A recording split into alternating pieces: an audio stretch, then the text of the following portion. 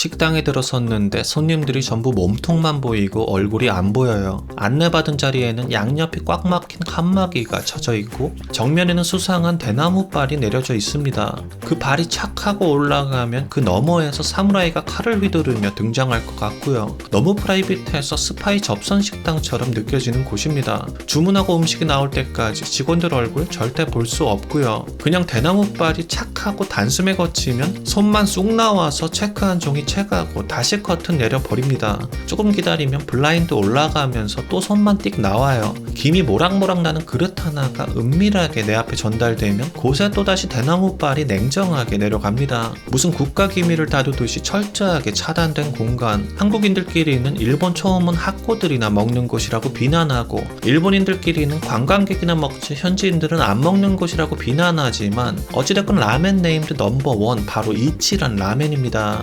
이치란 라멘은 1960년 후쿠오카의 한 낡은 포장마차에서 시작했어요. 이치란이라는 이름도 아니었고 노부부가 운영하는 후타바 라멘이라는 그냥 조그만 구멍포차였는데 여기가 그 라멘 한가운데에 빨간 양념을 올리는 방식을 최초로 개발한 원조였습니다.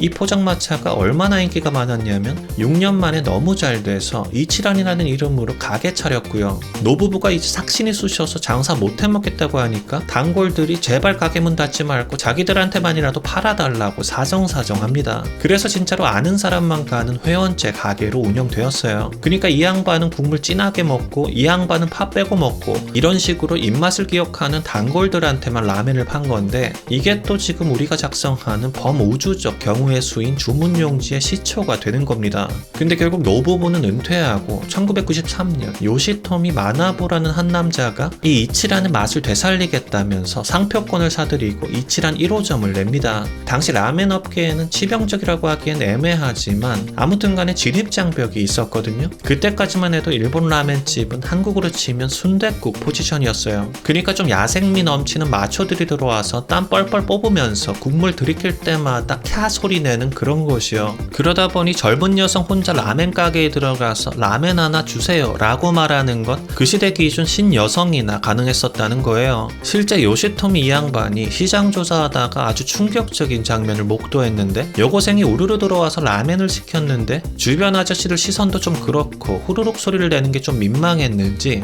자꾸 손으로 입을 가리고 소리 안 나게 찔끔찔끔씩 라멘을 먹고 있는 겁니다. 이 양반은 여기서 허벅다리가 살짝 휘청거리는 충격을 받습니다. 라멘을 좋아하는 여자들이 왜 눈치를 봐야 하지? 똑같이 땀 뻘뻘 흘리면서 코 박고 돼지처럼 먹어도 아무도 신경 쓰지 않도록 내가 만들어주지. 라며 원조 노부부의 맞춤형 주문 시스템은 그대로 살리되 셰프와 눈도 마주치지 않게 죄다 가려버리는 대나무발 그리고 옆 사람 시선을 애초에 차단해버리는 칸막이를 설치해버립니다. 처음엔 여기가 무슨 양계장이냐 손님이 닭이냐 하면서 욕을 바가지로 먹었지만 결과적으로 이 시스템은 인간의 식탐을 무장해제시켜버렸어요. 내가 턱으로 질질 흘리면서 먹든 면을 사방치기로 후려쳐서 먹든 아무도 보지 않는다면 내가 야채는 아예 안 먹고 차슈만 10번 먹어도 내 편식을 알아챌 사람이 없다면 결국 그렇게 남들 시선이 고통스러웠던 양반들이랑 라멘을 사랑했지만 가게에서 먹기를 꺼려했던 일본의 모든 여성들이 이치란으로 물밀듯 쏟아져 들어오게 됩니다. 가게에 들어와 자리에 앉으면 웬 시험지 한 장을 주는데 맛의 농도, 기름진 정도, 마늘, 파, 차슈 뭐 하나하나 일일이 다 체크를 해야 해요.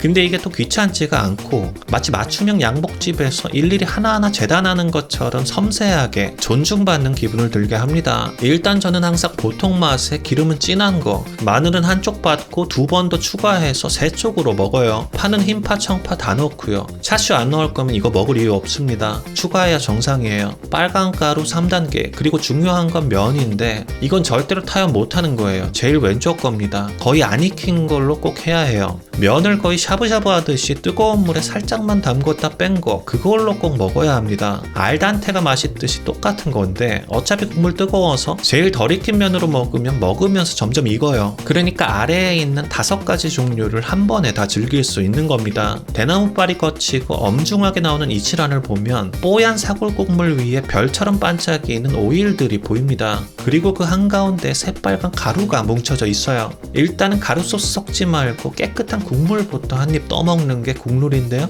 보통 돼지뼈로 우린 돈코츠라고 하면 가게 문 열기 전부터 꼬린내 누린내 진동해야 정상이거든요. 근데 이치라는 그 잡내를 완전히 거세시켜 버렸어요. 맛은 돼지 육수 맛인데 혀에 닿는 그 터치감은 우유처럼 부드럽게 코팅됩니다. 끝맛에서만 나 사실 돼지야 라고 속삭이듯이 은밀하게 고소한 맛을 툭 던지고 사라져 버려요. 적당히 즐기셨으면 빨간 소스 젓가락으로 살살 달래듯이 풀어주면 되는데요. 그럼 이 크리미했던 국물이 금세 얼큰해져요. 느끼함은 싹 사라지고 칼칼함이 목젖을 탁 치고 들어오는데 이게 캡사이신 같은 억지 매운맛이 아니라 고춧가루 특유의 퍽퍽하고 묵직한 타격감이라 한국인이라면 거부할 수 없는 맛이에요. 맛있지만서도 3단계 이상 넣는 것은 절대 말리고 싶은 게 이게 고춧가루 국물 특유의 퍽퍽함이 생겨버려요. 그리고 이걸 많이 넣었을 때 제일 큰 문제는 이치라는 크리미한 국물이 고춧가루 입자 때문에 혀에 닿을 때 마찰감이 너무 생기거든요. 그러니까 절대 비춥니다. 아무튼 이 빨간 소스 레시피는 사장 포함해서 전 세계에서 딱 4명만 알고 있다고 하는데요. 혹시 사고 나서 레시피 끊길까봐 같은 비행기도 안 탄다는 말이 나돌았었죠. 이치란 면발은 소면처럼 얇은 면을 사용하는데